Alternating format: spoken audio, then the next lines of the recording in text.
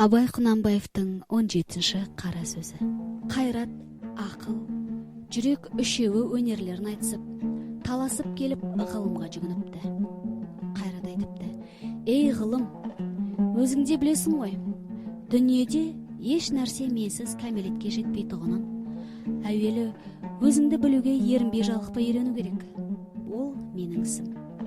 Құдайға лайықты ғибадат қылып, ерінбей жалықпай орнына келтірмекте менің ісім. Дүниеге лайықты өнер, мал тау, абырой мансапты еңбексіз табуға болмайды.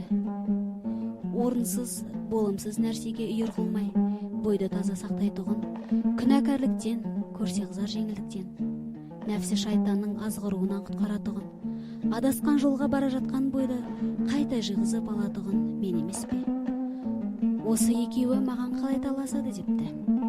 Ақыл айтыпты: не дүниеге, не ақыретке не пайдалы болса, не залалды болса білетұғын мен. Сенің сөзіңді ұғатұғын мен. Менсіз пайданы іздей алмайды екен, залалдан қаша алмайды екен. Ғылымды ұғып үйрене алмайды екен. Осы екеуі маған қалай таласады? Менсіз өздері неге жарайды депті. Онан соң жүрек айтыпты: мен адамның денесінің патшасымын. Қан менен тарайды, жан менде мекен қылады, менсіз тірлік жоқ. Жұмсақ төсекте, жылы үйде тамағы тоқ жатқан кісіге төсексіз кедейдің, тоңып жүрген киімсіздің, тамақсыз аштың күй жайы қандай болып жатыр екен деп ойлатып, жанын ашытып, ұйқысын ашылтып, төсегінде дөңбекшітетұғын мен, үлкеннен ұят сақтап, кішіге рақым қылатұғын мен. Бірақ мені таза сақтай алмайды, ақырында қор қылады. Мен таза болсам, адам баласын ала аламаймын. Жақсылыққа елжіре берейтұғын мен. Жаманшылықтан жиреніп тулап кететұғын мен.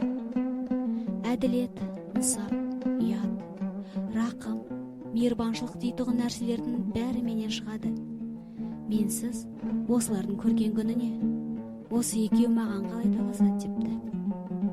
Сонда ғылым бұл үшеуінің сөзін тыңдап болып айтыпты: ей Қайрат, сенің айтқандарыңның бәрі де рас. Ол айтқандарыңнан басқа өнерлерің де бар рас. Сенсіз еш нәрсенің болмайтындығы да рас. Бірақ қаруыңа қарай қаттылығың да мол, пайдаң да мол, бірақ залалың да мол. Кейде жақсылықты берік ұстап, кейде жамандықты берік ұстап кетесің, соның жаман депті. Ей ақыл, сенің айтқандарының бәрі де рас. Сенсіз еш нәрсе табылмайтындығы да рас. Жаратқан Тәңір де сен танытасың. Жаралған екі дүниенің жайында сен білесің, бірақ сонымен тұрмайсың. Амал да, айла да бәрі сенен шығады. Жақсының, жаманның екеуінің де сүйенгені, сенгені сен. Екеуінің іздегенін тауып беріп жүресің, соның жаман депті. Сен үшеуінің басында қоспақ менің ісім депті. Бірақ сонда билеуші, әмірші жүрек болса жарайды. Ақыл, сенің қырың көп. Жүрек сенің ол көп қырыңа жүрмейді. Жақсылық айтқанына жаны діні құмар болады. Көнбек түгіл қуанады. Жаманшылық айтқанына ермейді. Ермек түгіл жиреніп, күйден қуып та шығарады. Қайрат, сенің қаруың көп, күшің мол, сенің де еркіңе жібермейді. Орынды іске күшіңді аятпайды, орынсыз жерге қолыңды босатпайды. Осы үшеуің басыңды қос, бәрінде жүрекке билет деп ұқтырып айтушының аты ғылым екен.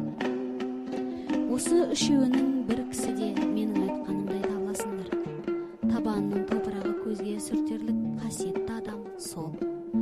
Үшеуін ала болсан, мен жүректі жақтадым. Құдайшылық сонда, қалпыңды таза сақта. Құдай тағала қалпыңа әрдайым қарайды деп кітаптың айтқаны осы.